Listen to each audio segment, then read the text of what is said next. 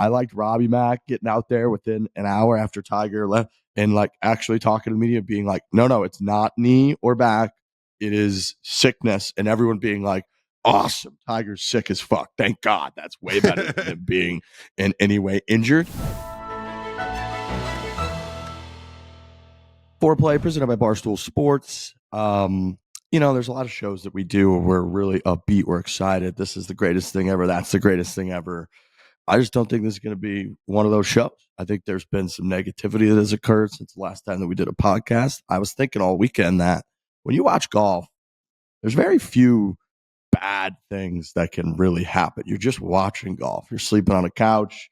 You're dozing in and out. Maybe you're throwing a couple wagers up on DraftKings Sportsbook, #DK partner.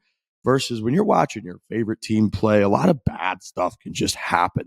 They could get crushed. They could have an injury. They could just like you could have no chemistry and you're worried about your team and it's just dangerous. Golf's just golf, man. And like the worst thing that could possibly happen, I think, in the world of golf when you're watching golf is Tiger Woods gets in a fucking golf cart and they cart his ass off of the property while he just looks sad and not happy.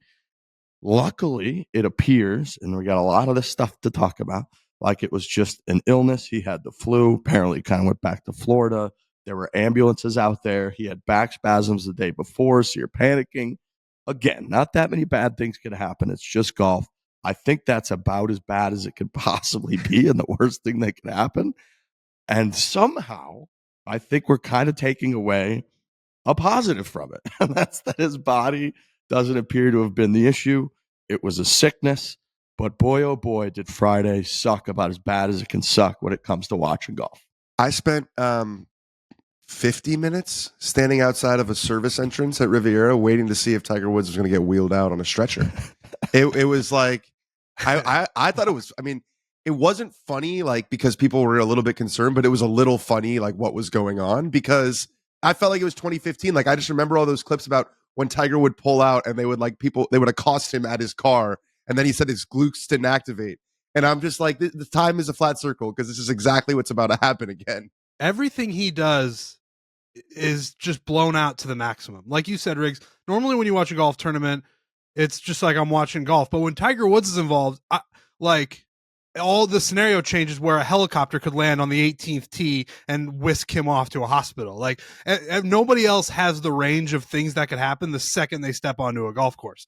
Like, all right, most guys are going to show up, they're going to eat breakfast, they're going to warm up on the range, they're going to go play 18 holes, and they're going to shoot somewhere between 63 and 72. Like, that's just what's going to happen. Tiger Woods steps up and there might be an ambulance like it's The Bachelor, and it's going to whisk him away off to the hospital. So yeah, I mean, it's not the greatest thing in the world. I mean, it's the guy who's kept our lives the most interesting for the last 20 to 30 years. So you almost you don't expect much less. But I thought these days were behind us. But like you said, again, after all of that, I think it's a good thing. He just had a stomach bug. In and out stock has to be in the floor right now.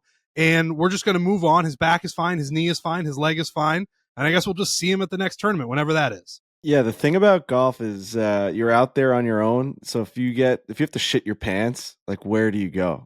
It's a bad feeling. Like, I feel like baseball, sometimes the announcer will say the pitcher is not on the mound yet. He must be in the bathroom. Like, he's in the locker room. Or in football, guys are like pissing their pants and running back into the locker room and changing their, like, golf, you're just out there, man. If that thing hits you at some point, it's over. Now, do we all believe that this is strictly just like a stomach bug?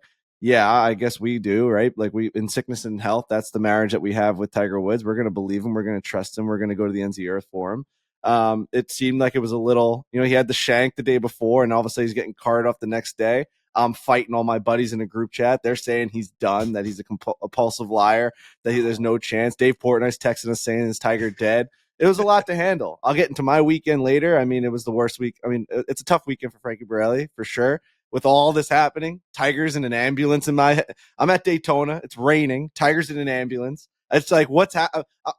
You know what it is, though? It was one of those refresh Twitter moments for golf, which is always a good thing. Regardless of what it is, it's like bad. What is it? All press is no such thing as bad press. Yeah, there's no such thing as bad press. Like, for golf, like, it was just a moment again. And Tiger Woods just produces moments. There's an ambulance, or as Danny Rappaport called it, a paramedics truck, which I've never seen anyone ever allude to that. Right? It's like, do you call the hospital like the doctor's building or something, like the surgical man's building.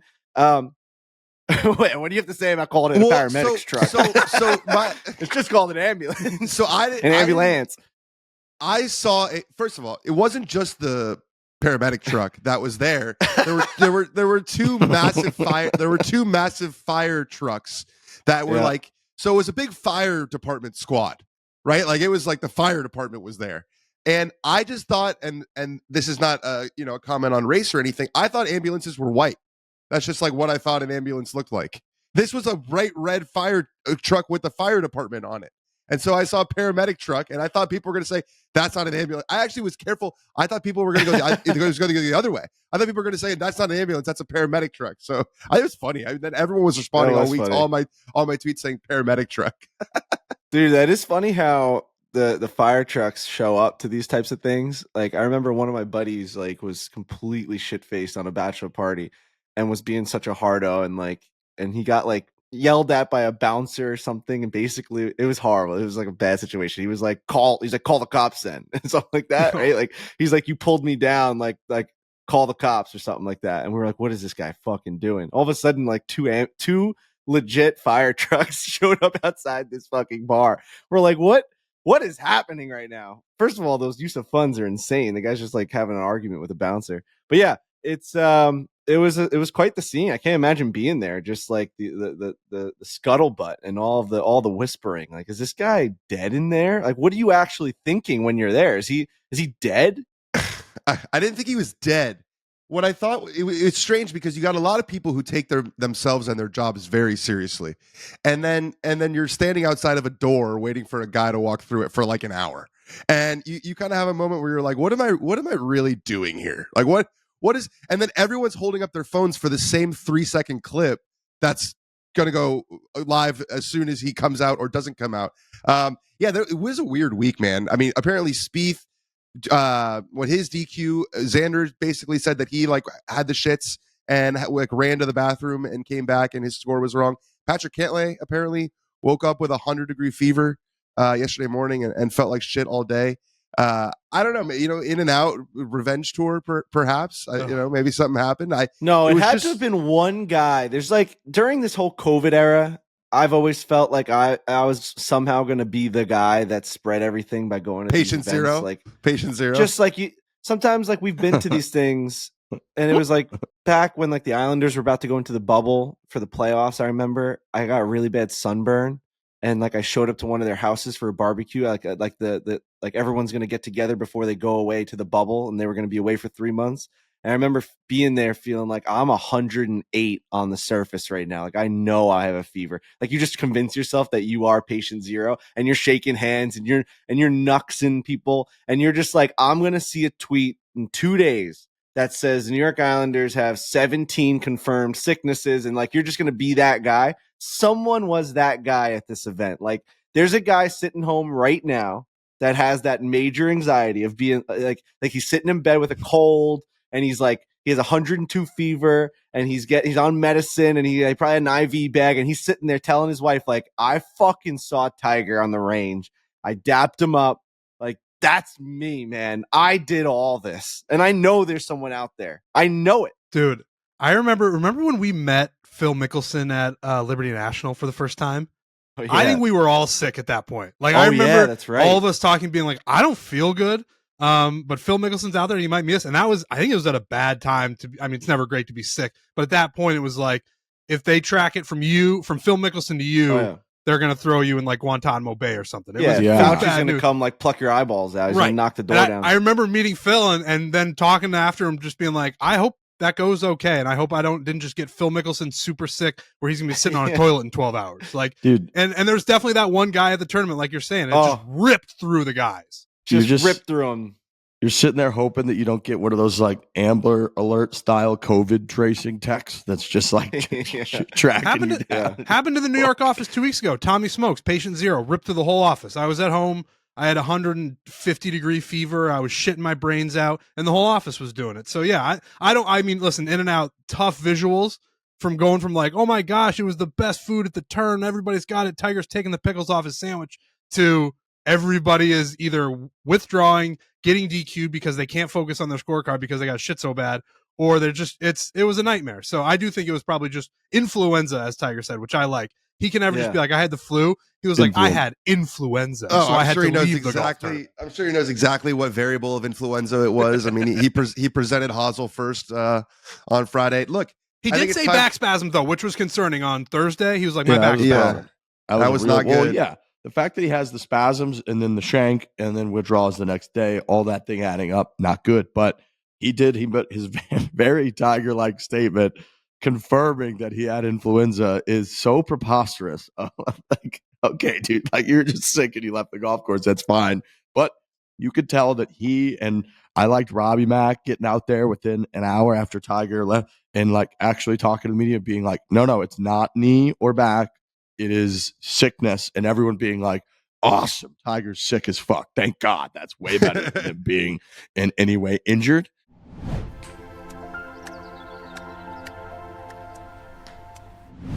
We are excited to announce our partnership with DraftKings Sportsbook. If you have not heard, #DK Partner, DraftKings will be our one-stop shop for all things betting. This week, new customers who deposit $5 or more can get a no-sweat bet up to $1,000 on any sport. What is a no-sweat bet? It's just like getting an offensive board.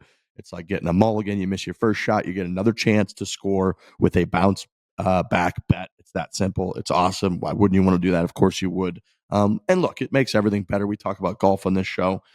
This last weekend, I was all fired up. I looked on the DraftKings Sportsbook. Charlie Hoffman, who should have won last week, was plus 17,000 to win the tournament. I was like, I mean, that seems great.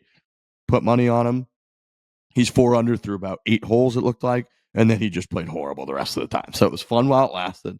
Thought I had a really good chance. I did not knock down a couple wagers on Friday. Shout out to DraftKings too. They voided the Tiger Woods bet. I bet that he would shoot under 70.5. I was a little bit nervous that they just weren't going to count. He really shot like 15. So, I mean, you could argue that he shot lower than 70.5. But and then I also had Patrick Cantlay over JT. Nothing against JT. I like JT. Cantlay was playing lights out. JT looked like he was struggling hitting the ball left. Bang, threw that in there, got the win. So big thanks to DraftKings Sportsbook. We love DraftKings. Yeah, just makes we love DraftKings. I had a 6, which was very ambitious. I had a 6-player anytime scorer parlay, Islanders Rangers. I went 5 for 6 because there was 11 goals and all different sorts of guys. So yeah, the fact that and you know who I picked? I picked a Ranger, Jimmy Vesey. He looks just like me. I don't know if you guys have ever seen him. He looks just like me. It's unbelievable. Harvard guy. Yeah, he is a Harvard guy. He's a big foreplay guy, big Barstool guy. Just one of the 11 guys that didn't score, and it would have. It was fun. But it's obviously great to have that going on. And DK #DK Partner. We are very, very, very happy to be part of the team. Make sure you download the DraftKings Sportsbook app now. Use the code FORE. New customers can get a no-sweat bet up to $1,000 if your first bet loses. Only on DraftKings Sportsbook with code FORE, FORE. The crown is yours.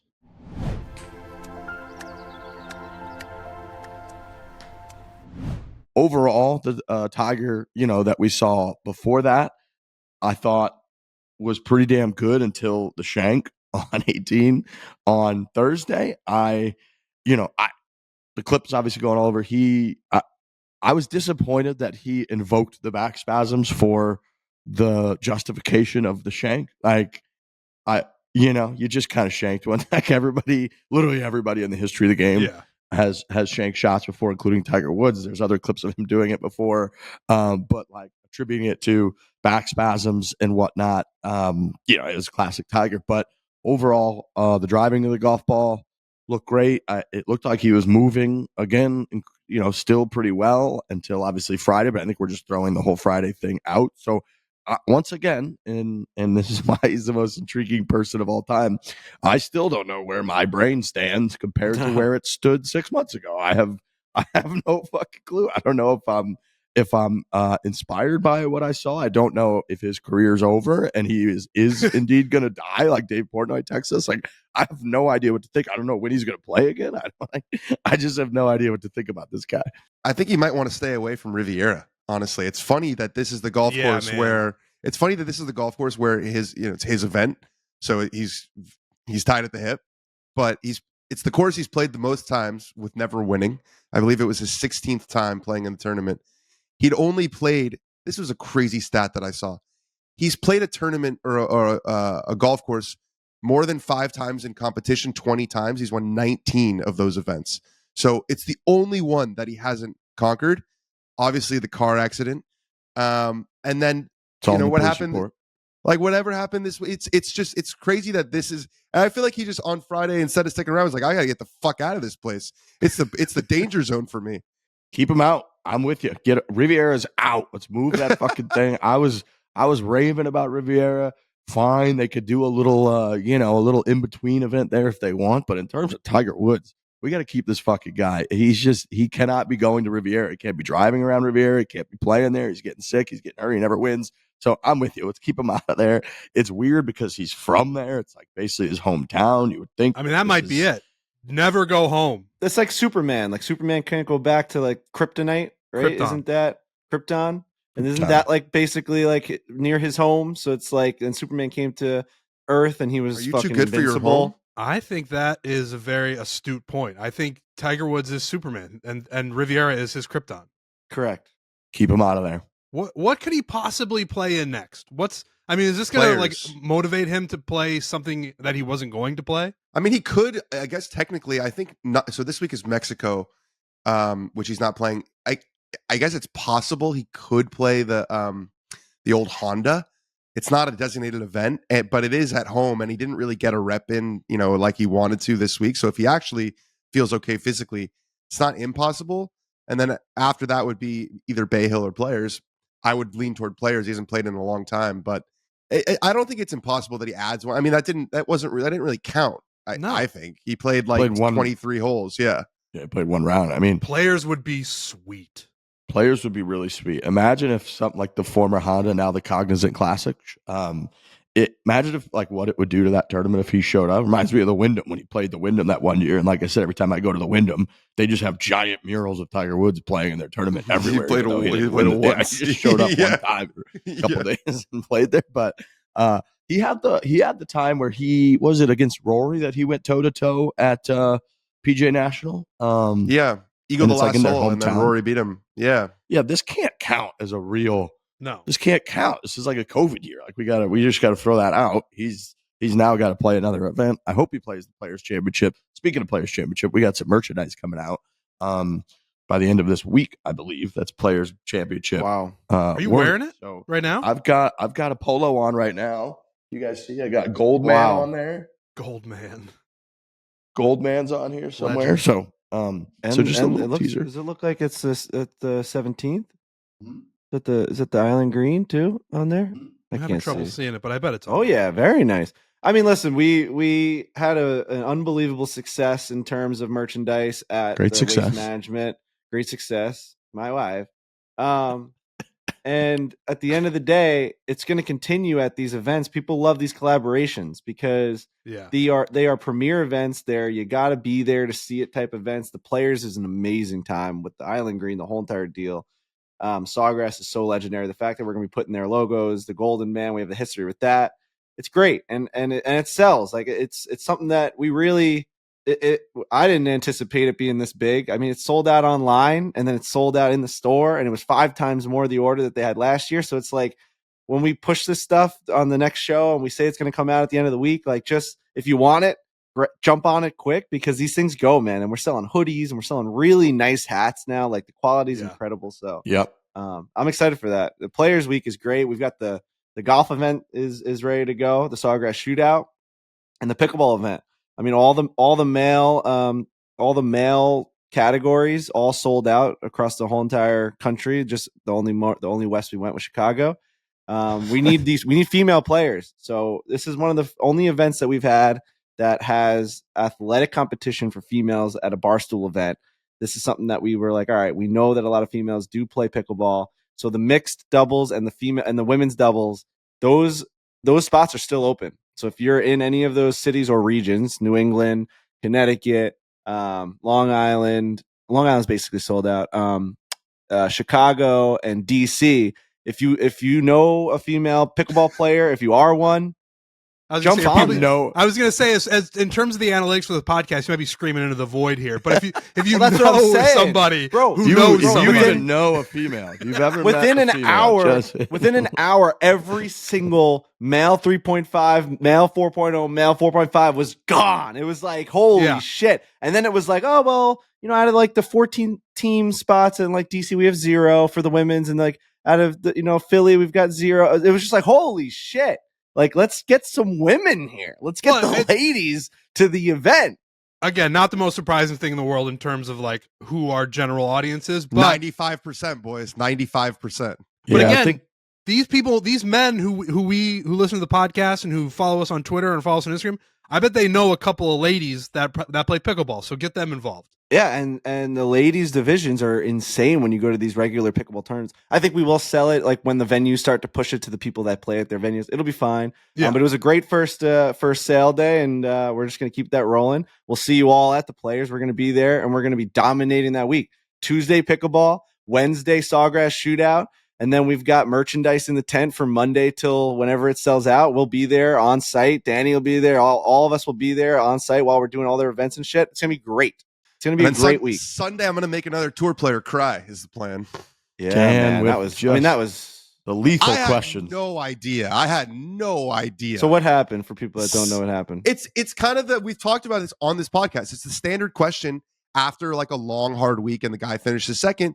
It's like, what are you feeling right now? Because it bothers me a lot of times after one of these moments, a player will come up there and then a journalist will ask a very specific question. He's writing an article about the 16th hole, or he's writing about this. And it's like, this guy's just come out. It's this very emotional moment. The tour is making him available. Let's let him speak. Let's just let him kind of air his mind and tell us what's on his mind. So I said, I gave Will the question. Wasn't the exact version of the question, which is usually more proud of the fight or disappointed with the loss. It was just basically, I know you're upset. You got to be proud because of what you've been through. Tell me your emotions right now. And I had no idea that he had a family member pass away.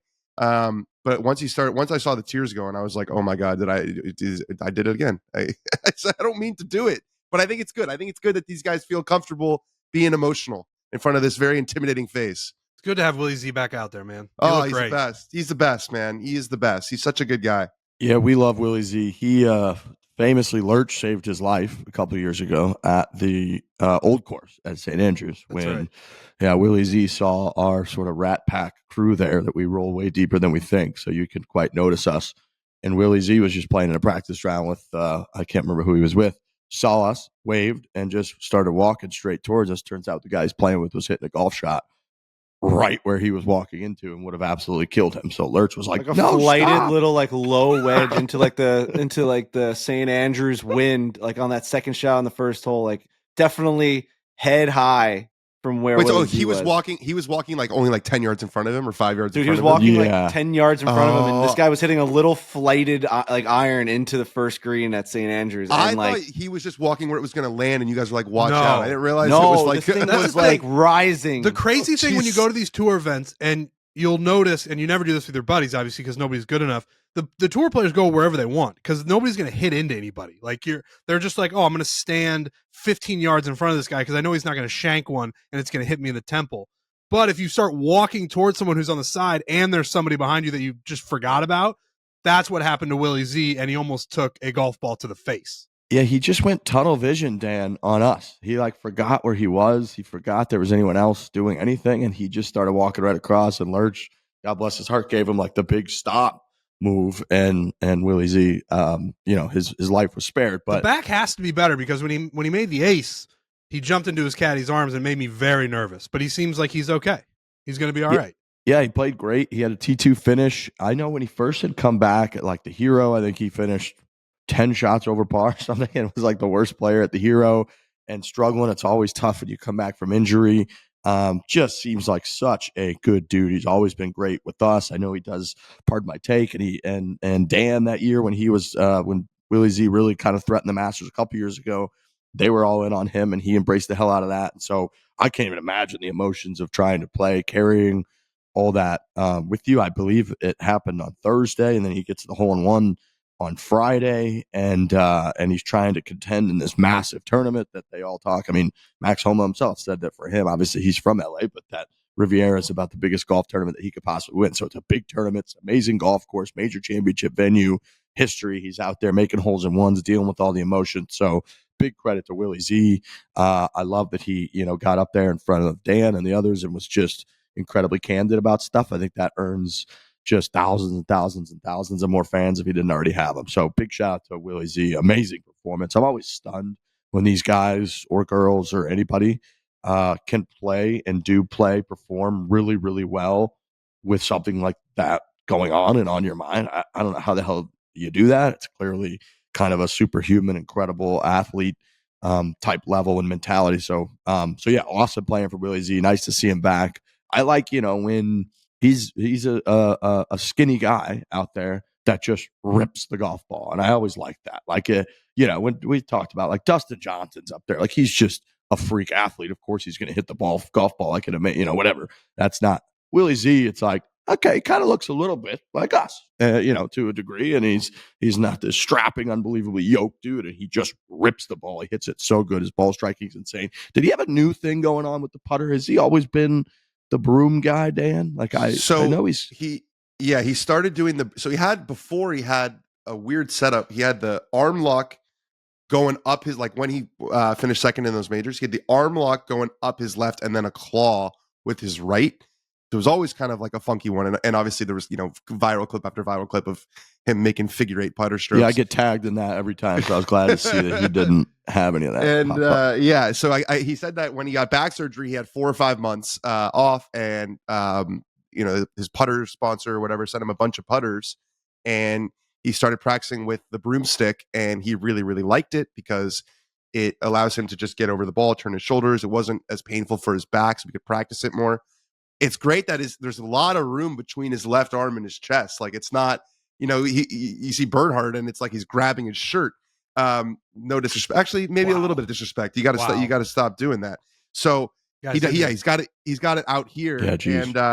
Yeah, and he's got it out here, and it's great. The close-ups of the putting all weekend looked way better. So everyone's been saying if he could just get rid of that kind of erratic putting stroke that gets really ugly in pressure moments, that there's no holes in his game. So it's definitely a positive sign for him. Yeah, we love that out of Willie. Just a quick refresher. I looked up my Instagram gender breakdown, and mine's 94.4% men, 5.5% women. I don't know what that extra percent. That's because you're a heartthrob. I'm like 95.5%. When you're talking to a specific group in a specific region about a specific sport, when you only have 1 to 5% of those people, like the odds of them being pickleball players in the New England region are probably then 0.05%. So it's a tough sell. Yeah, right, you'd be better off going boots on the ground and just screaming around those cities like, hey, there's a pickleball tournament coming here, and some might catch the eye of some female who's like, oh, I like pickleball. Better than our Instagram and social accounts for sure. 100%.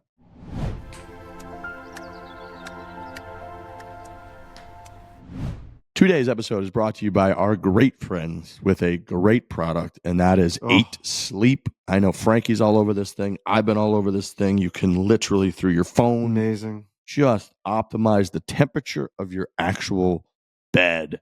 It's amazing. It's I just got back from a couple days on the road, and when you're in a hotel bed now after having 8 Sleep, it honestly feels like you're in prison. Like you can knock down the temperature to 62 degrees in the room, and it can be the most comfortable bed of all time. The fact that the sheets and the actual bed is not cold while you go to bed is it's insane. You know what it's done? It's ruined sleep for me on the road. That's how good of a product it is. At home, when I have this product, 8 Sleep, last night I was so tired and I got into this bed and it was, what did we have it at? I had like 66 degrees last night, and it was just like, oh, you're just laying. It's just therapeutic. There's a reason why when you put like an ice bag on your neck and when you're sore, or when you use a cold compress, it just makes you feel better. When you have like a fever, or when you're sore, when you have a headache, you put a cold compress over your eyes. There's something about that feeling of laying in bed and just you're on just like ice, and you're like, no way am I in this luxury right now. and then you wake up and it's 104 degrees and you're just in a warm blanket and you're like, oh my God, how do I leave this bed? 8 sleep is, I've gotten so many messages being like, is it actually worth it? Yes, it is. It is. I use it. The cover can be added to any bed like a fitted sheet, allows you and your partner to cool or warm your side of the bed to as low as 55 degrees and as high as 110 degrees. There's no better way to improve your day-to-day life than better sleep. That's a fact. Easiest way to do that is with 8 Sleeps Pod 3. Start this year correctly and right and invest in the rest that you deserve with the 8 Sleep Pod. Go to 8sleep.com/4. Get $250 off plus free shipping on the pod cover by 8 Sleep. That's 8sleep.com/4 for $250 off.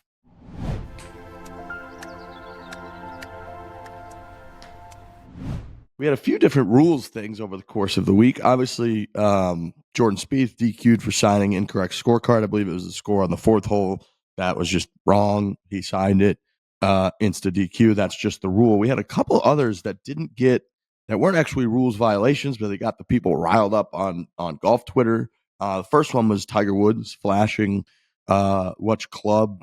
So there's a clip of him looking through JT's bag, figuring out which club JT hits by process of elimination, and then he flashes a number that clearly signifies what club it was to someone behind him. The original concern was that, and we're going to talk about this, but this is just a psychotic rule, is that it's legal in the game of golf to use process of elimination, look, see what a guy's hitting, and then do whatever you want with that information. It's not legal to communicate that information to another player.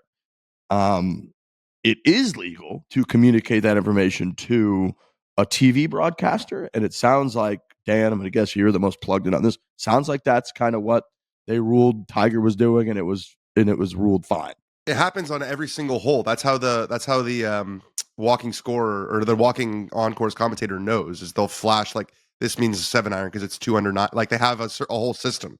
So it's, yeah, and then it's all these rules are just like, why? What are we doing? This really? is when they do this. This is because it's 2 under 9. Yeah, or is it because it's like 2 more than 5? No, there's a whole system where it's like this is 4, this is 5, and then this would be 6, this would be 7. It's like a whole thing. Interesting. Whoa. Yeah. You'll catch it sometimes. Like if the camera is like just looking at a player, looking at a caddy, you'll catch it sometimes. And I didn't realize that. I would have said 7, but the other way. That's yeah. No, it's just like a whole thing. Back to the Jordan Spieth thing. I think probably all agree. The internet agrees, and the internet agrees on nothing. That's the dumbest rule in the fucking world. Just like, come on, man. It's right. 2024. Yeah. We know Clearly, there's cameras everywhere. Like we know. Writing your score clearly had to come from just the old bag days of golf, where there weren't fucking people following around these golfers and camera towers and all of these things. Now his score is quite literally digital on the fucking TV broadcast. We know what Jordan Spieth shot today. Like it's not 1927 where he went out to the long side of the golf course and had to journey back to the clubhouse and we had to make this like an honorary male sport where it's like, what'd you shoot, Jordan? And did your partner agree with you? And are you guys all kosher and shaking hands and being like, okay, this is good? No, it's like, we know what fucking spin rate was coming off of his golf club on the 6th hole. Like, are you kidding me? We have blue lines flying through the air on the screen to show you exactly the path that his ball took to the hole. And you're telling me that he has to confirm how many strokes it took him to get the ball in the hole? We're watching it. Everyone's watching it. Fuck off with this rule, man. And if he walks out of the players area, like he's walking out of like, to me, it was like once you're in that little circle of the oh my God, what is it called in Harry Potter where they have to throw their name into the Goblet of Fire, but like once you step into the Goblet of Fire zone, like you can't exit, like you're like in it. It's like that's what we think the PGA Tour scoring table is. Like once you've exited, you're just gonna like die. What the fuck's happening? What a dumb sport sometimes, man. It's so dumb. I was trying to think of a comparison, and it would be like in tennis if they were like, all right, 15 all. We agree on 15 all. It's right behind us. Like, yeah, right. I lost. We saw it. Yeah, exactly. We literally the only saw thing it is that, occur. like, so I guess it would just be because there are other tours, like what you were saying, Frankie. Like we saw when we did the Corn Ferry Tour event. Like there are a lot of places where maybe there isn't like walking scorers. So I guess it would be you'd have to keep your score, and then once you get to the PGA Tour, like you don't have to keep your score anymore. They also have official scorers. They have official Yeah. people that walk with the fucking What do group. you- You don't trust anyone? Well, it wouldn't even be that you don't keep score. It's just like if you go in there and you go through and you sign something that's incorrect, and then everyone can just be like, well, actually, it was this. And then you're like, oh, okay, I'm going to use a fucking eraser and make it that. And everyone's like, cool, now that's right. And then they just move on with life. Right, and because golf. there's Why like there's wouldn't they got to just be do one that? guy. There's got to be one guy who's sitting there and is like he knows, right? Because he sees Jordan Spieth sign for a score, and if he's been watching the fucking broadcast, he knows that score is wrong. You think he's like being quiet and he's like, gotcha. Right. Because all he does all day is rubber stamp them. Yep, that's right. Yep, that's right. Like, do you think he's excited? He's like, oh, I got a wrong one here. Oh yeah. Right. The idea that someone in that room knew that it was wrong. Why aren't they just telling him it's wrong? Right. Like before he Right. signs it. You know That's what I mean? exactly Like, right. It's insane because they can like they're just it's that obvious is they could just look at the scorecard and see if it's different than just the scorecard that's on TV and be like, oh, or on their app or on the that's official right, shot they just tracker fucking computer that's right there. saw it happen. And this happens at the Barstool Classic quite a bit. You get people all boozed up or not even that boozed up, just like you come in, you've got a little bit of a discrepancy between one scorecard and the other from the same group. And we just go back to, we get all four players at the same table and we go, what did this guy make here? And if they all agree, like, yep, he definitely made par there. I remember he put that. Yep, agree. We're like, great, that's a par. Even though you wrote down bogey and signed for it, we're just going to change it. That's a par. It's not that big of a fucking deal.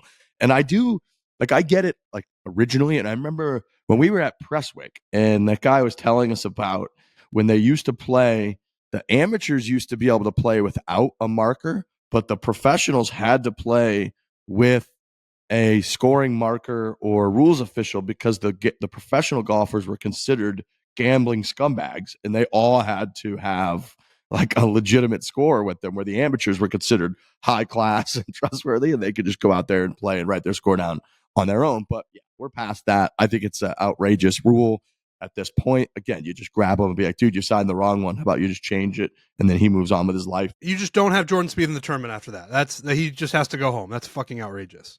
That's what Xander said. He was like, this guy's a top 3 draw for us. Like, what are we doing? Entertainment. Like, yeah. Crazy. And then the other one, the Tiger one, is really like with the flashing of the thing. That one's weird too. That the rule is, it just makes no sense. The fact that you can go over and look and clearly just see, but you can't tell anyone else, but you can tell.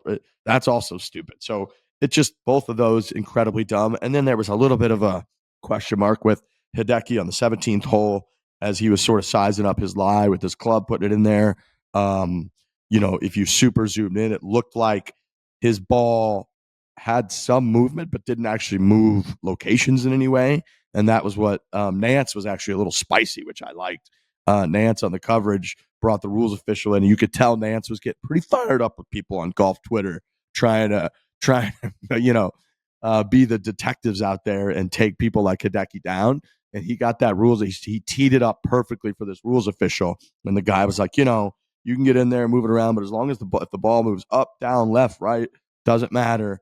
If it moves locations, yes, that's a penalty. If it doesn't actually move at all, it's not a penalty. And then Jim Nance was just like, that's really nice to clear that up in case anybody was out there wondering. And he just got pretty sassy with it, which I like. So golf rules stuff, I feel like we get into this far too often, but yeah, more rule shit. I don't even really have a strong feeling either way on it. I just like when they take the best camera available and the highest frame rate and the slowest thing they can do, and we just all look at it for 5 minutes. And it's like, I mean, that's, if we're gonna do that on every shot, I get it. But if we're just now looking like they're almost, when they show that camera, they're like, all right, please have it move so we can like have a controversy here.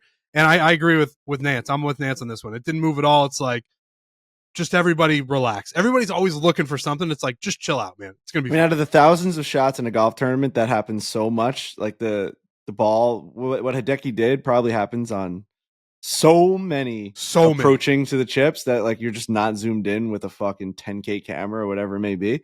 And then we've always said this, but the fact that people get hung up on this, where a ball might like kind of shimmy while you put a club in the rough, but then like when we're on the green and we mark a golf ball and you like put it back down, the fact that they think that that ball goes in the exact same place that they marked it crazy. is actually fucking ridiculous. That It's anyone would impossible. ever. It's impossible. So, and I would argue that your placement on the green is affecting your score way more than that ball shimmying as you put your club in the rough when you're fucking hundreds of yards away from the hole. Like, so many more things have to happen for you to get that ball in the hole. But when you're putting it on the green, maybe you're avoiding a little bit of a bump on the green. You know what I'm saying? Like, there's way more effect For sure. on the ball where you're putting it back. Why are we not freaking out? Why is there not a better system where like the ball marker has a little holder on it and you have to put the ball right back on it? And then It's you actually have to take, such you know, a good point. They could make like a ball marker that like goes over has the a holder. ball. Correct. Yeah. Well, I Like just thought of like that a just now. saucer. That's so smart. Wait, explain that to me. You have a marker that goes into the ground, like a circle, and then out of that has a horseshoe that perfectly goes around Yeah, the golf that's what I'm ball. thinking. So once you put, it's just a horseshoe. So once you put the thing in the ground, that horseshoe stays, and then you pick up the ball, you clean it, you do whatever you do. Tiger probably fucking sucks on it, does like some fucking weird Tiger shit, puts it back down. You know, I don't know, Tiger with balls and stuff. You put it down and try to make that face one more time. You want me to keep describing it? I don't know. The guy's a sex guy. So you put the ball down. Fucking weird. Put the ball down and it goes right back in the fucking horseshoe. What do we think about that? I like I it. think it's really smart. I'm kind of amazed that it hasn't happened yet. Let's Everybody's invent so it. loosey with it. It's so loosey with the marking Let's and the putting of invent the it. ball down. Okay. We can get materials. If we talk to like a physicist, I bet they would tell us that it has actually probably never happened in the history of the world that someone put their golf ball back down in the exact same spot that they picked it up. Absolutely. It's I think it's like physically impossible. Right. So it's like it's a great point of why the hell don't they just, if you're, I understand if the ball moves and all that, but you said if it's we're being that loosey goosey on the green, which matters a lot more. It's outrageous that people are doing the zoom in and freaking out, and it's Also, like, why are we getting caught up on that? Like, talk about Hideki throwing it to 2 inches, two approaches in a row. Like, he was such a fucking stud at the end of that tournament. Came back from, 6 strokes, shoots a 62, and just wins the golf tournament. Like, that's what we should be focusing on because, man, when he gets it going, it is so much fun to watch. He seems to hate it. He seems to hate every second of it. Every shot that he hits, he's like, that's no good. And then it ends up right next to the hole, which is sort of an appealing thing now. I think early on in Hideki's career, probably pre-Masters and pre him being like really Hideki Matsuyama, was like, that's kind of annoying. But now it's, when I watch him, I have no gauge of what's actually happening after he hits the ball because he's disgusted every time. And yesterday it was in tap-in range. So it's entertaining to watch. There was a clip that went. He was saying after the round that he didn't feel like he played that well. He was like, I didn't ball. There was a clip of him telling Amanda Balionis that it felt like a 3 over round ball striking wise, and she was like, "You talking about today?" And he was like, "Yeah." She was like, "Did you say it felt like it was 3 over par?" He's like, "Yeah." Or through his interpreter, she's like, "You were 1 off the course record. You shot 62 to win at Riviera." He's like, "Yeah, I didn't hit it that well." So he is just. I don't know if it's like a cultural thing. He is so modest, and he is so. Like he's not a guy who likes to be told how good he is, which I think is kind of nice. the thing that's weird about it is it's not like he wins every week by 10 shots. So like if Tiger in his heyday had some comments like that, you would kind of be like, oh yeah, Tiger didn't feel like he played that great. He still went out there and dusted everybody and was able to win by a couple strokes. And if he actually played great, he would win like 15 at the US Open. Whereas Hideki, it's like, he's out there like, I really didn't feel like I had it that today. And you're like, well, no, you had it, dude. You shot 62. Like that's like one of the best rounds in the history of closing rounds on the PGA Tour. Like you were fucking unbelievable. You're hitting it to an inch. You're all rattled about it.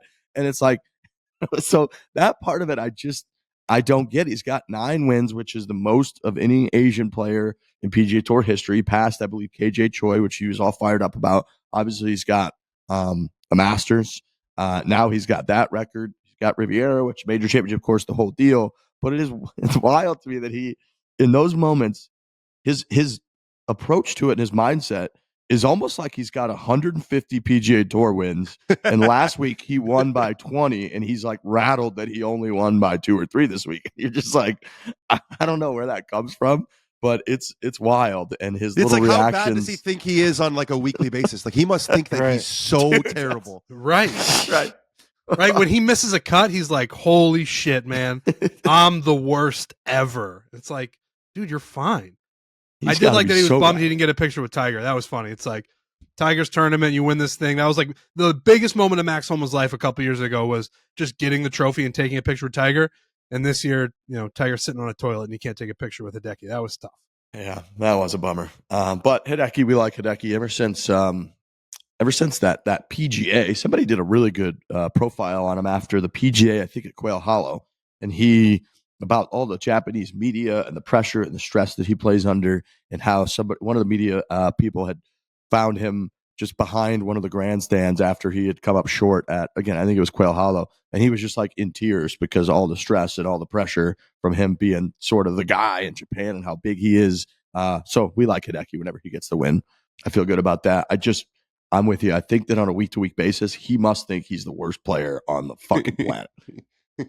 This invention, we can't just invent it for people to just play with it like at their country clubs or in their local games. We need the PGA Tour to adopt this as an official rule. Like, we need to be, you know what I mean? Like, that's the only way this becomes a massive, massive success. Dude, the market is every golfer in the world. We're flying. But they need to make it. They need to make it an official. Like, you need to use this. Yeah, then everyone has to buy our product, and then it's fucking over. Yeah. What we got to do, and I think Riggs alluded to it earlier, we got to get somebody way smarter than us to prove that up until this point, up until this invention, no one has marked their ball in the same spot ever. I'm not kidding. We need to get on this like tomorrow. Like, I don't know who's going to invent it, whatever. I know that we've got those skills guys now. They're like, if you come up with any sort of like training aid or any sort of golf idea, hit us up. That's who they got plastics, and you know what I mean? They make shit all the time. They can they're coming up with inventions all the time. Molds. They said for your if we hands, have anything that we come up with, let them know and they'll make This is it. All right. But we also need to have a call out for we need data to bring to people about ball marking, because that is going to sway people. Right now it's 4 guys saying buy our product, but we need a reason why.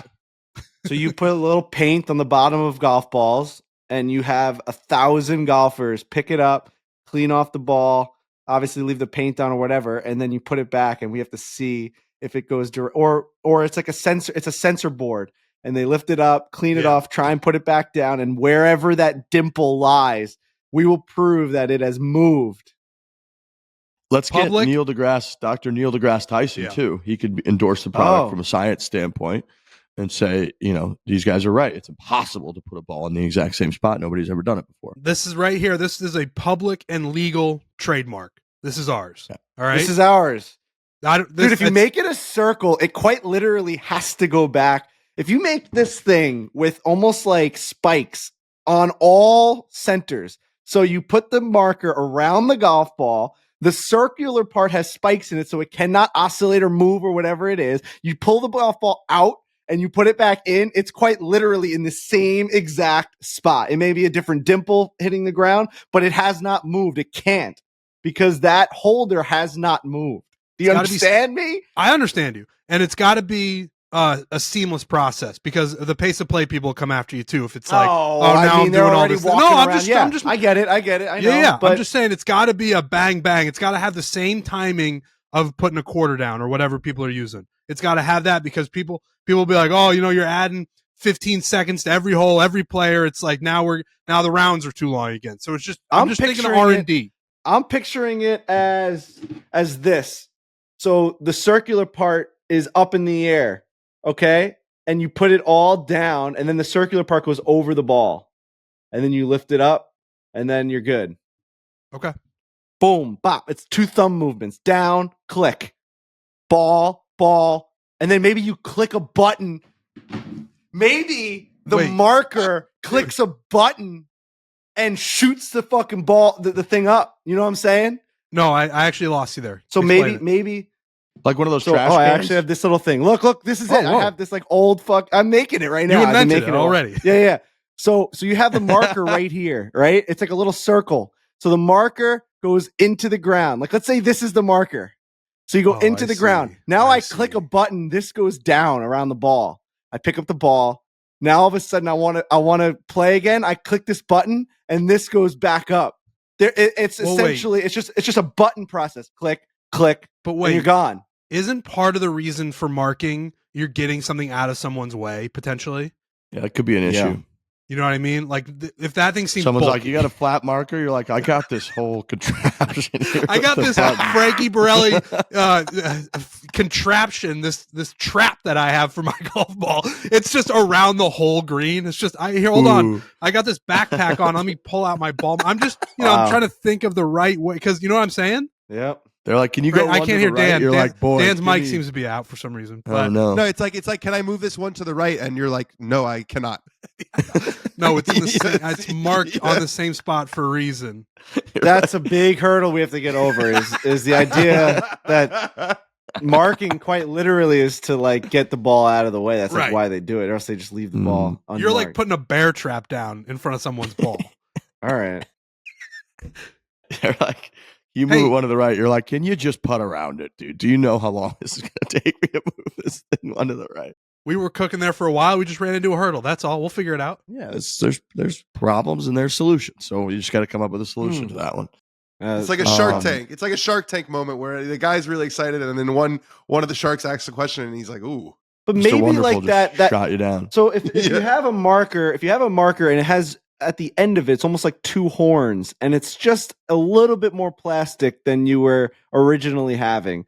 And that ball sits right in that little curve, right on the edge. So you have a circle and then you have a curve, like almost like a U.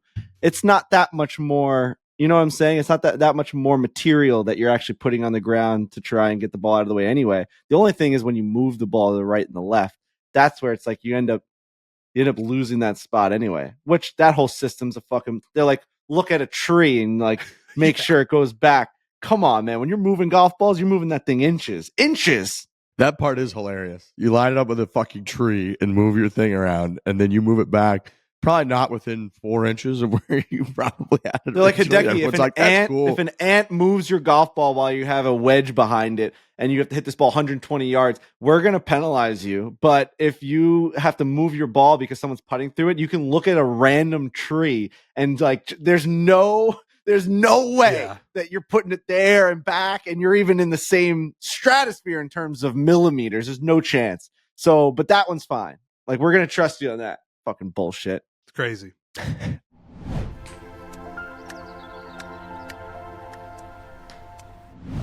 Real talk here. 52% of men over 40 experience some form of ED between the ages of 40 and 70, but it's always been a taboo topic. Thankfully, HIMS is changing that by providing affordable access to ED treatments like sex chews, all online. We're trying to avoid ED, right? Everybody is. I think that we can agree upon that. Anti-ED. Yep. Of course. Anti-ED. HIMS is changing men's healthcare by providing access to affordable and discreet sexual health treatments, all from the comfort of your couch. HIMS provides access to clinically proven generic alternatives to Viagra and Cialis up to 95% cheaper, with options as low as $2 per dose, plus a range of other treatment options, including new sex chews. The process is simple, 100% online, no uncomfortable doctor's visits. You should answer a series of questions on their site, and a medical provider will determine the right treatment option for you.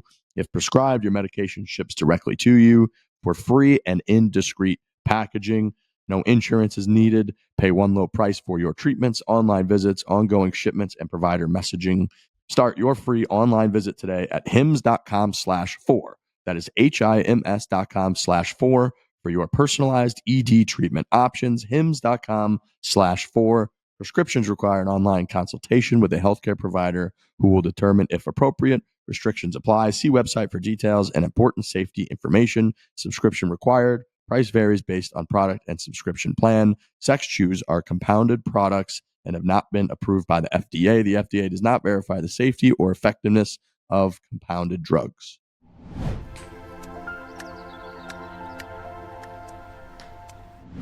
I want to hear about your weekend, Frankie. Oh yeah, it was a fucking nightmare. I mean, listen, it's one of those things where things just didn't go right for the kid. I My father-in-law is a big NASCAR fan, so I was like, we've got this amazing access at NASCAR. The people at NASCAR are incredible. We have a great partnership with them. We've been to the one in Scottsdale. This is like my 7th NASCAR event. I've been to a bunch of Daytona 500s, Talladega, Bristol, Las Vegas, Scottsdale. I love NASCAR. I love the weekend. I love the vibe around it. I love the people. I love the people that work there. It's just an amazing, amazing group of people. So I was super excited about going. It's Florida. You're getting out of the cold. You're like, let's go. Like, this is it. They're not going to believe it. My father-in-law watches every single race. He's fucking so jacked up for this thing. We bring my mother-in-law. Hannah comes with us. We got the whole crew, right? I'm getting hotels. We're buying flights. I'm like, this is a big weekend. We get there. Friday's great. Unbelievable. Like, we meet up with the NASCAR people. We go to a couple bars. We go to the show. There's Carly Pierce was playing, who has a great song with my friend Lee Bryce, our friend Lee Bryce. She's got a bunch of Grammy songs, and like no one really heard of her, but then she blew the people away. And it's in this like aviation like building. I guess it's just like a hangar. I guess they have planes in there, and there's like jets going Paramedics out truck. behind Paramedic truck. the paramedic trucks. Yeah, I guess it's just a hangar. This is the airplane building. Ambulances Well, are it was white. weird. It was weird because it didn't fucking. Or this sprawling It didn't look building big where enough to have a airplanes plane land in it, and but I there's guess. people walking around. I guess. I don't. Oh, it this is didn't where they look big keep the enough airplane. This is to- the airplane building. I see. Okay. Well, it almost Big. looked like. Well, I said it was an aviation building. I didn't know if they were like. I didn't know if they could fit a fucking plane in there, but I guess you can. I guess a small one. But anyway, they have a concert there. There's jets taking off, and then right in the background is the Daytona 500, the Speedway, and there's like the truck races are going on, and every time there's a wreck, you could see the huge smoke, and like on the TV they would show the wreck, and like Don's getting all jacked up. You can hear the fucking race. The first time he's ever heard the cars go around, like you've been watching on TV, and that noise, that sound is really, really cool. Like you can't wait to be in there. So we have all this hype. We're going to the bar after. The birthplace of NASCAR is this bar. I think it was like the Streamline Hotel or something like that. And we're meeting all the racers, the drivers. He got to meet Chase Elliott, his favorite driver, and Denny Hamlin's up there. And it was amazing. He's like, this is the real deal, man. Like now this is the real shit. Saturday comes around. We're going to have a Barstool show with Large and Spider and all these guys. We're fucking jacked up. Like, we're going to the Speedway. We're going to watch the Infinity races, which is basically last year's versions of the cars. It's like the minor leagues, and they fucking race around with more horsepower. It's fucking wild. So, we're having fun. We're doing some barbecue in the infield. He's getting the whole experience. We're driving around the infield in carts. NASCAR's setting the whole thing up. And they're like, all right, we're going to go do the show. Everything. And then after the show, we're going to go see the cars. We're going to see the drivers. We're about to do the thing. The show ends. Great show. Large, KFC, Spider, the whole crew did the show. The second the show ended, the rain started. And now we knew about this rain for a long time. We knew that it was coming, but it was one of those things that, it's not going to hit. It's just going to, Florida weather, right? It's going to rain for a second. And then all the Uber drivers are like, I'll tell you what, like it rains in my backyard, but my neighbor doesn't have rain. You guys are fine. We're like, all right. Even though it says 100% Friday, Saturday, Sunday, Monday, we're fine. Fucking rain starts on Saturday, doesn't stop, boys. I mean, Infinity races get canceled. We're just in the infield. It's raining. Saturday night comes around, and I'm thinking, I got to make moves. I know this race isn't happening on Sunday. I know it's a Daytona 500, but it's not happening. 100% rain. We're looking at the radars. There's a map. There's a map of America that shows the weather that was happening at that moment, and you wouldn't believe Frankie Borelli's luck. Oh man. This is what Florida looked that's like. Laugh out loud funny. Can't even see Florida. I mean, and it just wouldn't move. There was no wind. It was just on top. Like, we're just going to fuck this shit up. It's like, we're here and we ain't leaving. So that started. So we sat down at dinner and I said, guys, this was like 8:00 at night. I said, guys, this is not happening tomorrow. They had to be back on Monday. That was our plan. They have work, the whole entire deal. I said, let's get on a flight tomorrow morning and let's go to the fucking stadium series. Like, I can make this happen. We can change to a 6 a.m. flight. We'll wake up at 3 a.m. We'll get all the way to the airport and we'll fly in. We'll get picked up. Our friends will pick us up and we'll all go to the game. It'll be the best. It's Islanders Rangers at MetLife. I know, like, you got to experience Daytona. You didn't get to see a single car go around the track. Not one car did we see go around the track, but you get to go to the stadium series. And all is well. Like, we're going to have a great weekend. We're jet setting. We're flying around the country. We fucking go to MetLife. Everything's working out. We sit in some traffic. That was a shit show. But we get to the game. We've got a suite. The Islanders hooked it up. It's like unbelievable. We're sitting there, the heated suite. And then, you know, my nightmare continues. They're Rangers fans. My nightmare continues. The Islanders blew a 4-1 lead and a 5-3 lead and lost in just the worst fashion that you've ever seen a team lose. I was cocky. I was happy. They were up 4-1. Their score goals. I'm laughing at Rangers fans, like literally laughing at them, like watching them walk by. They're all sad. They score 1 million goals in the third period. We're taking penalties. The fireworks are going off. The planes are flying over. The Rangers went in overtime. It was a complete collapse. And I'm just sitting there being like, how do I go to 2 major sporting events and have just the worst time ever? Like, you can't make it up. I didn't see anything fun. Like, nothing good happened, right? Yeah. And if you're listening to this today, the NASCAR race happened last night, so I can't even push it. But the NASCAR race is happening on Monday. I'll be tweeting about it. So at least you get to watch it on TV. But I didn't get to see anything, you know? I mean, I got to see the game. It was a great experience. They lost in overtime. But to lose like that and to have that at the end, and there was a whole other thing. It's like, so, I mean, I don't know how much, but like Don was wearing like a Rangers thing and like they wouldn't like let him wear it because it was like where we were sitting. And then like he ended up like not being in the suite. And it was like, so like I brought him to NASCAR. He didn't get to see it. And I brought him to the game and he really didn't get to like see any of it. So it's just like, I was just like That's straight out depressed of last Seinfeld. night. Just That like, is straight out of Seinfeld. I was just like, I took him around the world to the 2 biggest sporting events that were happening that week. And he didn't really see any of it. Right, because I was going to say this clearly. He saw really like none of it, actually.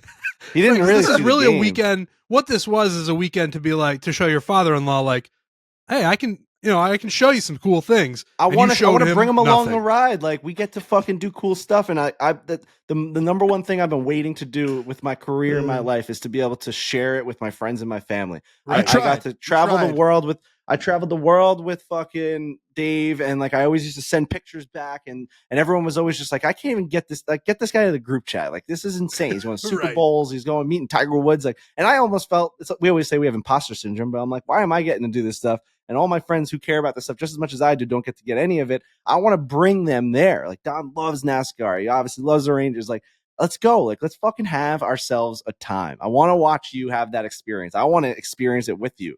And then none of it happened. None. Him not being able to get in the suite's tough, I will say. It's like Could have, but it was like it was like we were gonna put his stuff inside out, and it's like Yeah, he's Elaine wearing the Orioles cap. It's exactly right, and I get why. It's like, and we didn't know our seats were there, and it's just like I would have changed it going there. There's a whole fucking thing, man. But it was great. So- I mean, they're obviously the best, and yeah, I don't know. I could have cried last night. Like last night was a tough one. I was pretty That depressed sucks. sitting in traffic coming home. It's like taking your dad to Pebble Beach and the visibility is like 4 feet Dude, that day. It just, and then, I got this Trying, Ireland you're trip trying. coming up. And like if the Islanders make the playoffs by some miraculous way, I'm like not gonna be able to go on the Ireland trip because I didn't realize I booked it for the first week of playoffs. So it's like, if that happens, it'll be an amazing experience that the Islanders came all the way back and made the playoffs. But like, I'm sending my mom and dad to like Ireland without me, which is not the trip that I promised them. And it's like, And the Islanders get man. swept. The Islanders get swept, and I cancel my flight, my thing, and I can't get to Ireland in time. It's just, I'm trying, bro. I'm trying to do nice things, and like I've never done this stuff because I never had the chance to do it, and I've never had the means to do it in terms of like meeting nice people. We have a nice Rolodex of people that we can text and whatever, and I'm finally using it, and it's not working. And I watch it work for so many other people, and it's like I can't get. And then maybe it's just me. I'm just a walking black cloud. But yeah, I take my dad to Pebble. He didn't. I had on the 7th hole of Pebble Beach, I had to pull out my phone and show my dad the picture on pebblebeach.com of what it looks like. Man. I That's wouldn't call you. crazy. It's unfortunate. You are trying. I wouldn't call you a black cloud. You're just a guy who things happens to. Like you, I don't think I've ever met someone like you. Honestly, like we go anywhere we go. Like if things get canceled, the rain comes in. Like you just have that around you, and I don't know how that's not going to make you feel any better, but it just is what it is. So we're going back to NASCAR next year. I said, I will come back to this race until we see a car go around. We will. We're going back to the Daytona 500. and we will go. We'll stay in the same hotel. We'll take the Wasn't- same flights. Wasn't he going to be in the pace car or something? Wasn't he going to be like on the Yep. track? On Saturday, yeah, he was gonna get whipped around 180 miles an hour in a pace car. They were gonna get as close as they could to the wall. He was gonna feel the banks that he's always heard about and drive Instead, around he's at like freaking McDonald's Dale trying to Earnhardt. take shelter. Yeah. Just a bummer. We were He's like, wearing a poncho went- and just like sad. well, Sunday they were like, "Hey, it's gonna be a complete washout. Like, we can go to like Dave and Buster's or something." And we were just like, "We're getting out of here. we're gonna have to make moves, man. We're gonna make moves."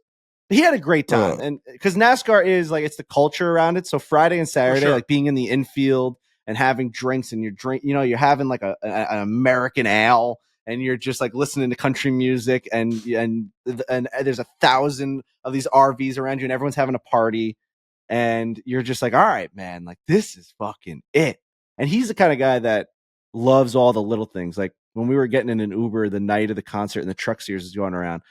Like the music was done and like no jets were flying anymore. So like you could actually hear the track, and we were waiting for the Uber. And at one point, like they came around the side that we were on and it was like, wow. And his like face like lit up, just the noise. He was like, that's the coolest thing I've ever heard in my life. Like, I was like, wow. Right. And then I looked at him, I said, you're not going to believe Sunday. Like, you're not going to believe it. We're going to take a flight out in the morning. We're going to get traffic. Yeah. Sunday's going to be. You're not going to believe it. We're going to wake up at 3:30. Sunday morning. Yeah, man. So, it's just an L, and the Islanders, a couple of them. Man, tough loss. Like, our That guy had to Brock hurt Nelson you. scored. It was great. It was a great game, but and there was like 79,000 people at this game, packed. Is that the most it's ever like been to like viewed a hockey game? It has to be, no? No, because they had one at the Big House that I think was like 100,000 or something like that. What was the But fan this was breakdown? fucking. Like what Oh, percent? I'll say that right now. I think it was out of 80,000. I'm not kidding when I say I think it was 60-20. 60,000 Rangers fans, 20,000 Islander fans. So I think. you were on enemy territory. It felt like, Bro, when the Rangers scored the game tying goal with a minute left, I'd never, because we had the center ice view of the whole bowl. I've never seen 80,000 people jump up like that in my entire life. It was fucking crazy. Like, because they came back from 5-2 or whatever it was. Yeah. And it was all third period, like power play goals, 6-on-3. They pulled the goalie. Islanders are like getting peppered, taking penalties like crazy. So it's just like that momentum of like goal. All right, 5-3, goal, 5-4. Like, and they have a power play at the end, and you're like, they're going to score for sure. And they do. And it was just like this fucking atomic bomb. And for some fucking reason, it's an Islanders home game. They're playing the Rangers goal song. So like, the goal song's going off. Oh. They're going crazy. And then the next goal, and the goal song didn't even stop for like an hour. And you're just, it's a party. Beers are getting thrown. I mean, people were real mean to me walking out of the stadium. It was fine. Like, I kept my cool. I just walked to the car, but like things thrown at me. Yeah. Like I thought I was going to get punched for sure. I'm just walking home. I mean, I asked for it. I'm a fucking asshole Islander fan. And they fucking miraculously came back. So yeah, it fucking sucks. It sucks. It sucks. The whole thing sucks ass. Like real ass, the Islanders that sucked ass. But yeah, I'm done. I would love to see Good video weekend. footage of like your version of. I handle it well when they're yelling at me, and I just kind of actually walk to my did. car. No, I did. I kind of smirked and just kept walking. Like a couple cups hit me, and I was just like, I'm not going to turn around. do you go 'cause- like hood up? Do you go hood up? Are No, you like, no. No? I You wear it with walked pride? with the whole family, and I mean, they were like a little nervous, but I was just like, we're going. I was like, don't interact with anyone. I'm like, I would do the same thing if I was an Yeah. asshole fan and I Yeah. saw someone that clearly is on the other side and very boisterous and like an asshole about it.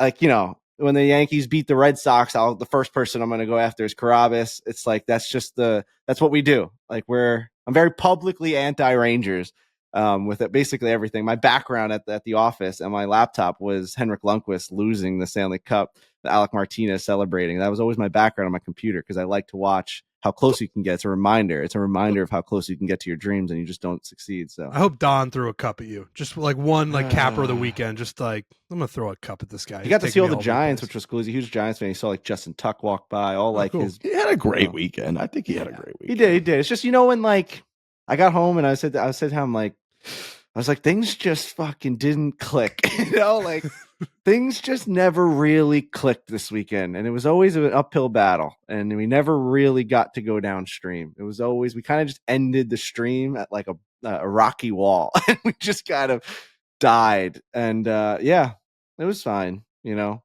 it was cool. It was cool.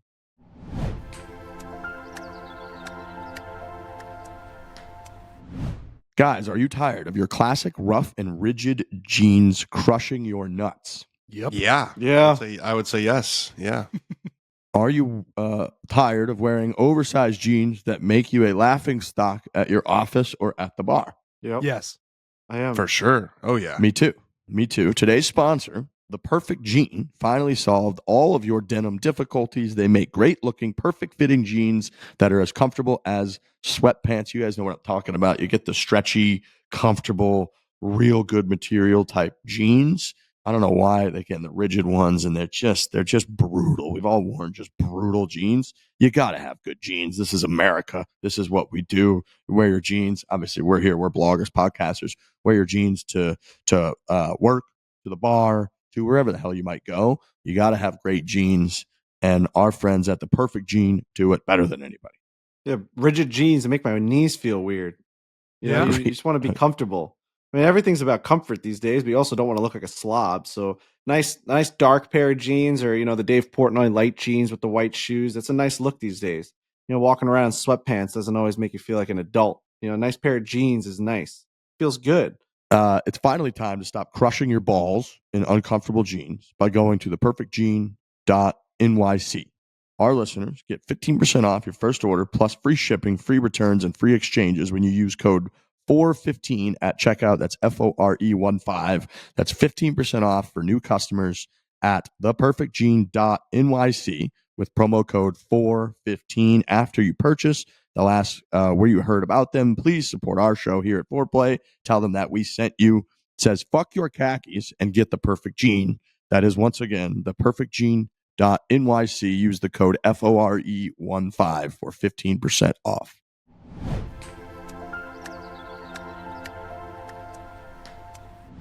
Dan, I got a question. What are we expecting in Mexico this week? Is this just going to be kind of a dud of a PGA Tour event, or what do we got?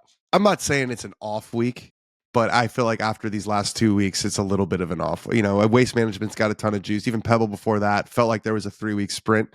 And I think the boys are going down to Mexico, maybe a few margaritas. I don't think it's going to be the most well-attended event in the world.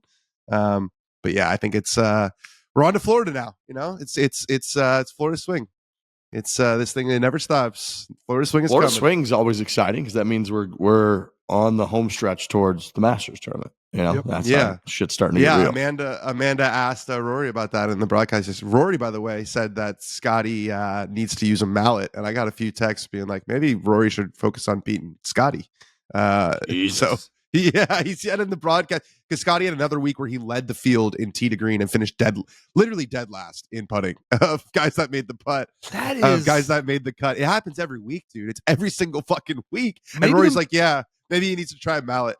one of the more fascinating runs from Scottie. Nobody's really paying attention to it because you just think like, oh, he's not winning the tournaments. But, bro, he should be winning all of these tournaments. Yeah, dead last in putting. I'm gonna do a little experiment, a little mathematical breakdown after we're done here about, like, people always say, oh, if he putted average, like, what would his results be? I'm just gonna go do the math and see like what the results would be. I would have to say that version of golf must be the single most frustrating way to play.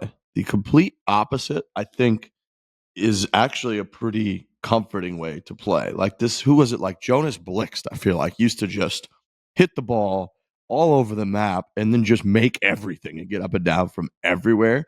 And I feel like even if his results weren't as good as Scottie's results, that's a way more like you can live with yourself version of playing. Scottie, who is such a nice dude, and Meredith, their whole family, he looks so fucking rattled every time he comes off of every green, and he looks so befuddled, and he's looking over at Ted Scott. He just looks like he's in a bad place, yet he is the best striker of the golf ball in 30 years. Like it's incredible. But yeah, it's got to drive him fucking nuts. I mean, I think on a professional level, it's definitely the worst way. I think amateur, it's funny because the only time we see Scottie is just missing putts, like on TV, and he's missing putts to like go win tournaments, and it's all negative. And that's got to be the worst possible way to spend your professional like career day in and day out of like, I could be winning all of these things. I just can't get this ball in the hole the way I want to. And I know I have the ability to do it because I've done it. I've won the Masters. I'm the fucking guy. I am the guy. I can do this. I'm number one golfer in the world for fucking how many weeks? I can do this. I could be even better than you guys are realizing. I just can't get the ball in the hole right now. But as an amateur, and we've always talked about, like, if you can't like play the game, like the way Scottie plays the game would be the most fun. Like the guy's nails off the tee, and he flags every single iron, and he's fucking sick with a wedge. And it's just like, that's just a fun way to play the game. Yeah, he can't score, but if it was just some fucking guy at his country club, I think they're signing up for Scottie Scheffler's like problem 1,000 times out of 1,000. You know what I mean? Like, all right, I can't fucking. Yeah, I mean, Riggs, you kind of went through that. I mean, it's gotten better now, but like not being able to get off the tee as an amateur, it's a nightmare. You might as well not. You're not even playing golf. Totally, but I would say like even like Lurch's game for a while was much closer to like the we're all relative here, but the Scottie version versus like mine was kind of the opposite. It's frustrating. Like yeah, Lurch was so frustrated because he's like, I'm fucking hitting it, and then you go up there and you chip it. And you make a 7-8 footer, and the other guy had 3 putts from 12 feet, and you're just like, that's just got to be so frustrating. But yeah, if we're actually just talking purely, which one would you sign up for? Enjoyment. Absolutely, would just rather do what Scottie does. That's got to be the most fun thing in the fucking world. Best hitting the ball striker on planet Earth seems awesome. That seems Bro, when sick. they put up these videos of his at his feet, I know we talk about it at nauseum. I don't know how he stays consistent. When you talk about ball striking on like the center of the club face and launch angle and spin rate, and when you bring in all this data, I don't know how he hits it on the same spot of the golf club every single time, shifting his feet like that. I genuinely don't know. Some of them are out of control. He's like falling over. It's like, how is that even possible? I think I saw the one you're talking about. It was at Pebble Beach. Yeah, it went. that one was bad, but that one, it looked like he actually slipped, which is amazing. It doesn't happen more because usually it's like it's the same. That one, he like fully lost his footing. But how does that not happen all the time? Yeah, dude, I don't know. His back foot ends up on its side. There might be something to it. I mean, we are talking about the best ball striker on planet Earth. It might just be like, if I feel my foot drop like that, I'm in the right spot. Like everybody else, no just consistency to that feel. I mean, obviously there is to him, but how do you replicate that slide? Like, how does he do it? He does it every time. I think it's just it's imagination too, right? He's instead of just like being like rigid and trying to play golf, he's just out there kind of swinging to it, and it's just feeling it. Clearly works. But that's funny. I was talking with Kiz last week, and Kiz was like, and he said this on the broadcast before, but he was like, dude, he hits it to 10 feet every single hole. And he's like, you're just going to miss putts from 10 feet a lot, or 12 feet or whatever. And he's like, and then that just starts to immediately get in your head that you just miss putts. That's just what you do. And you start to think about it. He's like, me, Kevin Kisner, he's like, I miss every green, chip it to 4 feet, and then make it. And it feels like I'm the best putter in the world. And then when I do have a 12-footer for birdie, he's like, I stand over it being like, I haven't missed a putt all day. Of course I'm going to make this. And I make it. He's like, fucking Scottie Scheffler. He's like, he hits it so good that he's got 12 feet every single hole that you just are going to miss those. And then it starts to get in your head that you miss so many putts that you felt like you could have made, even though you're putting a half a stroke, better, not stroke wise putting, but like you're already a half a stroke ahead on every hole of everybody else. That like that missed putt isn't a big deal. You're still the best player in the world, but it's got to be in his mind. And I'd never really heard it kind of explained that way. But when you're watching, you're like, yeah, dude, he barely misses so many putts from that mid range because he has them all day long. And then when he does have a big 6-footer for a par save or whatever, then he misses those too because he just hasn't made a putt all fucking day, and it's gotta drive him absolutely nuts. Yeah, I think it's mental at this point because he's had Phil Kenyon for like almost 6 months now, who is like the putting guru, and I'm sure it looks perfect. I'm sure it looks absolutely perfect on the putting green. You know what I mean? Like, there's no way that it's just not that difficult to make a straight back, straight through stroke for these guys, and it's clearly wearing on him a lot. Like, he doesn't like to talk about it. Whenever anyone asks him about it, he's like, I don't really think about that. It's all you guys. You could tell this week I watched him a little bit. he's really, really upset because I think he knows that who knows how long he's going to hit it like prime Tiger Woods. Like you can't count on that being the case forever. And he's done pretty much what you're supposed to do. He's brought in the putting guru. He works on it a ton. And it's gotten worse. So he seems to be a sort of an all-time like I'm fed up with this shit mood. I think it was at Pebble, or I don't know where it was, but he dropped that huge. Or was it Waste Management? He dropped that huge fuck, which I never heard from him. Which is not really a thing that he does. On the green. He's starting to get. I mean, he said on our show years ago that he used to have like major like anger issues on the golf course, which I think like he just got reset by like some genie or something because he's so calm, cool, and collected. He did now. he got like the Office Space treatment. Yeah, he did. He's exactly. Put him he's in also like three deeper and deeper. He's a God-fearing man too. I feel like they don't curse and scream the F-bomb as we often. also remember when we watched him at the Ryder Cup putt on the putting green for like 5 hours, and it turned out that his putter was bent. So it's that boy bent. He just can't get the putting thing correct. Sometimes even the hardware is get like a Mantis putter. Just fucking, that boy reversed, bro. That Pat Bev clip of Pat Bev describing what it was like meeting Mantis is maybe the funniest clip of the year. Like, it is so good. What do you mean by that? He's like his back is his body's reversed. His back. What's up, twin? His God, back. incredible. Yeah, it's the best. I've signed us up kind of, and I don't know if we have to figure out all the logistics, but I've signed us up with the people that are at the helm of this thing to do our own version of this like never ending challenge. We have to do some sort of putt. I think we're due. I got no issue with that. You can, I'm fine with that. We got to make like a 10-foot. We got to make like 1,000 10 feet putts or so, whatever the number is. Like we got to find out what that number is. They tried to beat like the all-time record of consecutive free throws. Like we might have to find out who on tours made the most 10-footers in a row or something and try and beat it. And it may never end, but there was a tournament not that long ago, I feel like, where somebody was like 64 for 64 inside of like 10 feet during the week from the PGA Tour. So Taylor Moore at last year's Valspar. Really? I think that's what it was. Yeah, dude. Now what a pull.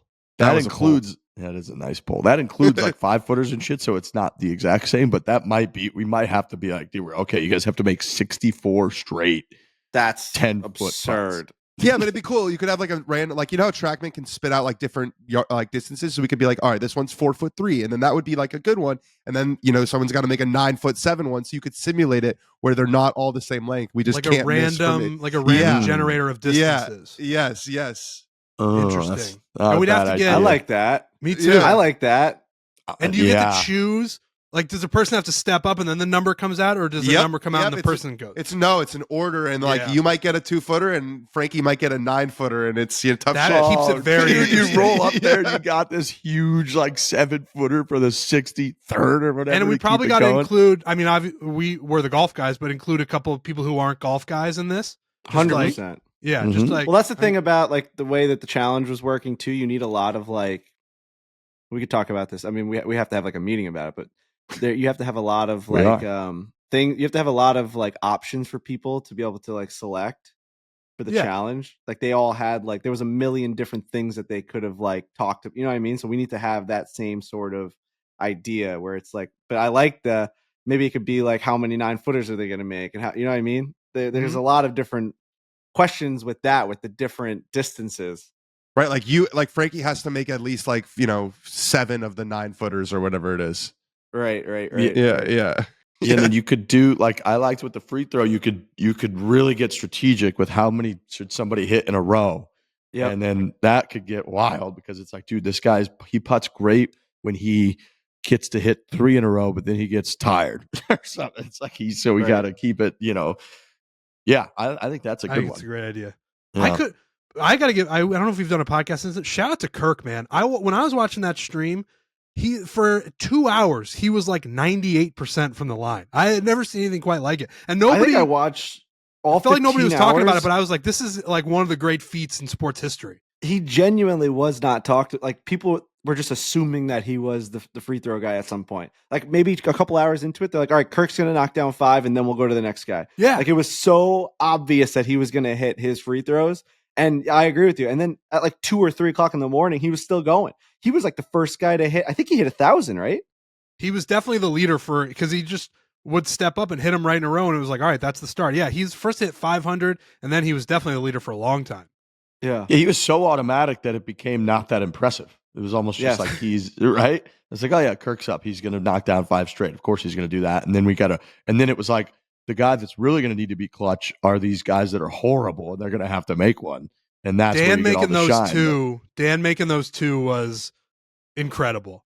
I just don't. You make the one and then you're like, I think the second one I just like throw it right through the backboard. I'd be so nervous. I honestly don't. If he misses one of those or Dave misses, I think they're still there. Like they might still be there. That's an impossible challenge. Yeah, because I was watching it. I watched the first. I mean, what, like 6 hours? I guess I watched straight, maybe 7, and they maybe made like 4 or 5 runs at it. Like the runs weren't. They would get to like 11 sometimes, and there'd be a miss, or they would get to Dave and it would miss, or like. But they're like a run of 25 plus. You got like one every hour and a half. So I'm with you. If Dave misses that or Dan misses it, they're in for the long haul. Oh, yeah. It was Kirk so was fun incredible. to watch, man. It was just easy to watch. I just kind of had it on. It was incredible. I said shout out to the production people. Yeah. And I know that that's not like a sexy thing to talk about, but and it's their job. And it's just like, but when you're watching a stream, and we've become very, very numb to this as a society, where things just happen on a live broadcast, where like you're watching a game and replays are happening and scores are changing, and you think that like it just happens. Like that's just the TV machine making things happen. But there's people that are inputting all of this. When a strike happens in a baseball game, they're hitting that little button that's making that little dot go yellow. So if that goes on for 24 hours, they're still doing that. And in something so fast as this type of production, where they're shooting nonstop, I want you to think about that stream. There was a little marker that was under the basket that would reset at 41 every single time. Every time there was a miss. You're talking for 17 hours. However, how long that thing ended up going? It was 16 hours. 16. So every miss, I think it was Za that was at that booth that was just hitting, just reset. Well, Fasoli was doing one of them because he tweeted at you, right? Well, he was doing this. So now but that was physical on the court. They were resetting it to let the guys know where they were at. Then on the fucking screen, they had every shot attempt update, every single shot, all thousands of shots. So you have someone doing that, also doing the counter on the bottom left, hashtag DK partner, the DraftKings counter of every single guy's attempt and shot there. Yeah. And then you had the timer going off, and then you had the current streak going on. So it's like, and they were going so fast. When they missed, they went again. If Kirk missed his first shot, they had to reset to 41, then they had to add the counter. And you're talking 16 hours of that. It's impressive. 16 hours. That is a lot. That is a lot. Yeah. The running counter, it's like you'd think that things would be automated by now, where like somehow the rim triggered the thing to hit, but it doesn't. And they just typed in next. Next. Man. It's funny you say that too, because I get that if it's on ESPN, broadcasts or whatever, these are like people that we know that just, they do all kinds of different stuff. Like Za runs around and drinks Trulies with people at the Barstool Classic and then is there being like, yep, 1, 2, 3, just like doing it over and over again. So what a company, what a stream. That was impressive to me. I agree. We got to get on there. We got to do a putting one. I think Kirk would be a great addition to the putting for sure one. I think we get quite a few people in there, and let's do it. Whitney would be great. He'd be amazing. All right. Anybody got anything else? No, man. I don't think so. Pickleball. If you know a female that's a good pickleball player, we should get him in. Gotta get him. I think my brother's playing in the Washington one, DC one. Ooh, let's go. Yeah. I mean, they're going to be great events. We're having a lot of talks with even more sponsors now. It's just going to be a great time. The Jacksonville one is approaching, so I want to make sure that we make a big push for that. Go on the website, barstool-pickleball.com. And there's still spots available where you can get them. You just got to find a female to play with you. And I think that, and I do want, I want the best of the best is what I said. That was my call to action. I know that's supposed to be a fun time. It will be a fun time, but if you win this thing, I want you to be the guy or the gal. I want you to be like, I just fucking won the best pickleball event I've ever played in. So, Jacksonville coming up, Players Week. Hell yeah. That's going to be a big week. All right. Thanks, everybody, for listening. We'll be back on Thursday. What is today? Today's Tuesday. Yeah. So we'll be back on Thursday per usual. Have a lovely week. Hit it hard. Hit it hard. Hit hard. Hit hard.